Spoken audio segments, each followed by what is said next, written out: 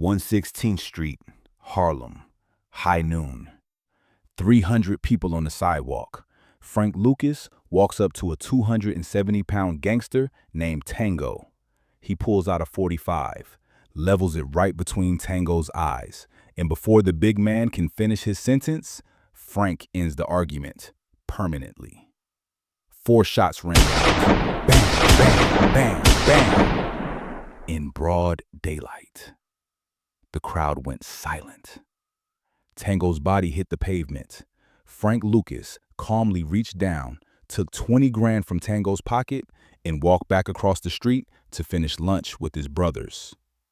That moment, September 1968, changed everything in Harlem. Because what nobody tells you about that shooting is why Frank did it, what Tango said that sealed his fate, and how that single act turned Frank Lucas from Bumpy Johnson's driver into the most feared drug lord in New York City. Stay till the end, because the real story is darker than you think. Tango wasn't just some hustler. 6'4", 270 pounds of muscle and attitude. A bald head that caught the sun like a warning. People crossed the street when Tango walked by. He'd been moving weight in Harlem since the early 60s, had Italian connections, and genuinely believed he was untouchable. At Bumpy Johnson's funeral in July 1968, Tango made his first mistake. Frank was there paying respects. Tango set his drink on the piano without a coaster. Frank wiped it down. As Frank turned away, Tango called out, "Yo, Frank, while you at it, get me a light too." Bumpy was barely in the ground, and Tango was testing Frank, checking if he'd step into Bumpy's shoes or stay the driver, the errand boy. Frank didn't say a word, just looked at Tango for 3 seconds, then walked away. But everyone knew something was coming. 3 weeks later, Frank returned from Thailand with Blue Magic, the purest product New York had ever seen, 98% pure. Frank's brand was making him rich, and he needed distributors. Frank gave Tango territory. The deal was simple. Sell Blue Magic, Frank gets 20%. Not a partnership. This was how it would work. But Tango had other ideas. He still thought he was the man. When Frank's collectors came for that 20%, Tango laughed. "Tell that driver boy if he wants his money, he can come get it himself." Frank wasn't like the flashy gangsters. He moved silent. Every morning, Frank sat in his Lincoln parked across from Tango's spot on 116th Street, watching. He wore disguises, janitor uniform, mailman outfit, sometimes just a bum. Frank called that car Nellie Bell, and from inside, he learned everything. Tango came to 116th Street every day at noon. Same time, same route, same bodega for a Coke and ham sandwich. Predictable. And predictable men don't last long in this business. September 12th, 1968, Thursday. Hot. One of those late summer Harlem days where heat sits on you like a wet blanket. Frank's brothers had just arrived from North Carolina. Richie, Huey, Turner, all sitting at Sylvia's Cafe on 116th Street celebrating. Blue Magic was printing money. 50 grand a week, then 100, then more. But there was a problem across the street. Frank was eating fried chicken when he saw Tango walking down 116th. That familiar swagger. 3 guys with him. Frank put down his chicken, wiped his hands. His brother Huey noticed. "Frank, where you going?" Frank didn't answer. He stood up, adjusted his jacket, and walked out. Frank crossed the street. Tango saw him coming, and that big smile spread across his face. The smile of a man who thinks he's in control. Tango's crew stopped walking. They formed a loose semicircle, casual but ready. About 40 people were on that sidewalk. Old ladies with shopping bags, kids playing stickball in the street, a mailman, a street vendor selling incense and bootleg cassettes. Normal Thursday afternoon in Harlem. Well, well, well, Tango said loud enough for everyone to hear. If it ain't Bumpy's little driver boy. What you want, Frank? You here to shine my shoes? Tango's crew laughed. That rehearsed laugh. The kind of laugh that says we're backing our man no matter what. Frank stopped about 6 feet from Tango. His voice was quiet, calm, almost friendly. You owe me money, Tango. 20% of everything you moved this month. That comes to about 18 grand. Tango's smile got wider. 18 grand? Man, I don't owe you shit. You ain't Bumpy. You ain't nobody. You just the help. And the help don't get a percentage. People on the street had stopped moving. They could feel it. That electricity in the air before lightning strikes. Frank didn't blink. I'm gonna give you one chance to reach into that jacket and pull out my money. Tango looked at his crew. They were all smiling now. This was entertainment. Or what, Frank? What you gonna do? Tango spread his arms wide. We in broad daylight, baby. 300 people watching. Cops probably rolling by any minute. So what you gonna do? That's when Frank reached into his waistband and pulled out the .45. The chrome caught the sunlight. A woman gasped. The kids stopped playing. The street vendor dropped his cassettes. Frank raised that gun and leveled it directly at Tango. Dead center. The smile finally left Tango's face. His crew reached for their weapons, but Frank's voice stopped them cold. Any of you move, Tango dies first.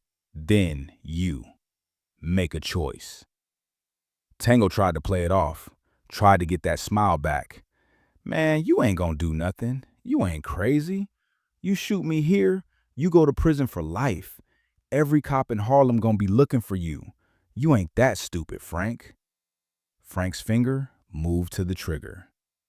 You know what Bumpy taught me, Tango? He taught me that respect ain't about being liked. It's about being understood. You need to understand something right now. Understand what? Tango asked. His voice was shaking now. Just a little, but enough. That I'm not Bumpy's driver anymore. I'm the king. And kings don't negotiate. Wait, Frank, hold on. Frank pulled the trigger. The first shot cracked the air like a whip. Then thunder followed. Tango's head snapped back, but Frank didn't stop. Bam, bam, bam. 4 shots total, each one deliberate, each one sending a message. Tango's body, all 270 pounds of it, crumpled to the sidewalk. Blood pooled on the concrete, mixing with the grime and the heat and the broken dreams of a man who thought he was untouchable. The street went absolutely silent. Not one person moved. Not one person screamed. They just stood there, frozen, watching Frank Lucas standing over Tango's gun. Frank bent down, calm as can be. He reached into Tango's jacket and pulled out a thick roll of cash. $23,000. Frank counted it right there, standing over the body, while 300 people watched. He took $20,000, folded it, and put it in his pocket. Then he took 3 grand and let the bills flutter down onto Tango's blood-stained shirt. That's for your funeral, Frank said to no one in particular. Then Frank Lucas turned around and walked back across the street to Sylvia's cafe. He sat back down at his table, picked up his fried chicken, took a bite. His brothers were staring at him, like they just seen a ghost. The cafe owner, a woman named Miss Dorothy, was standing by the kitchen door with her hand over her mouth. "Everything's fine, Miss Dorothy," Frank said quietly. "Everything's just fine." About 90 seconds later, sirens wailed. But when cops arrived, nobody saw nothing. Not the old ladies, not the kids, not the mailman, not the vendor. 300 witnesses, not a single description. That's how Harlem worked. The story spread through New York's underworld like wildfire. By morning, every dealer from the Bronx to Brooklyn knew. Frank Lucas shot Tango in broad daylight, didn't run, didn't hide, took his money and finished his lunch. The Italian families called a meeting. Carlo Gambino said, "A man who kills in front of 300 people isn't afraid of anything. We don't do business with crazy. We do business with professionals. That man is both." That moment changed everything. It wasn't just about Tango. It was about every dealer, every cop, every politician understanding who Frank Lucas was. He wasn't Bumpy's shadow. He was the storm. Frank's blue magic operation exploded. Dealers who'd been hesitant suddenly wanted in.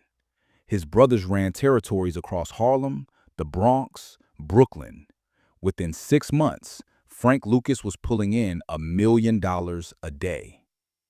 Years later, after Frank got arrested, did his time, an interviewer asked, "Frank, when you shot Tango, were you scared?" Frank smiled that cold smile and said, "Scared of what? Tango was already dead the moment he disrespected me at Bumpy's funeral.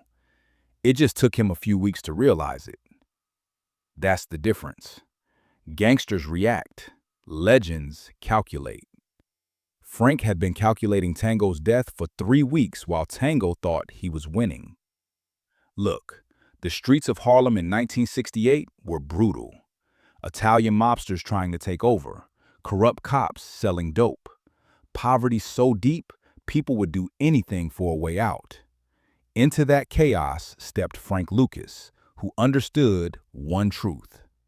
Power isn't given, it's taken. And once you take it, you defend it by any means necessary. Frank built an empire that lasted 7 years. From 1968 to 1975, he smuggled product from Vietnam and made over $400 million. But none of that would have been possible without September 12th, 1968, without 4 shots in broad daylight, without sending a message so clear that even the mob heard it. Harlem belongs to Frank Lucas. Now, if this story got you hooked, hit that subscribe button. We're diving into stories Hollywood gets wrong, stories nobody talks about. Next week, how Frank smuggled millions inside dead soldiers' coffins during Vietnam. Drop a comment. Was Frank justified? Turn on notifications. In Harlem, respect was everything, and Frank Lucas made damn sure everyone learned that lesson.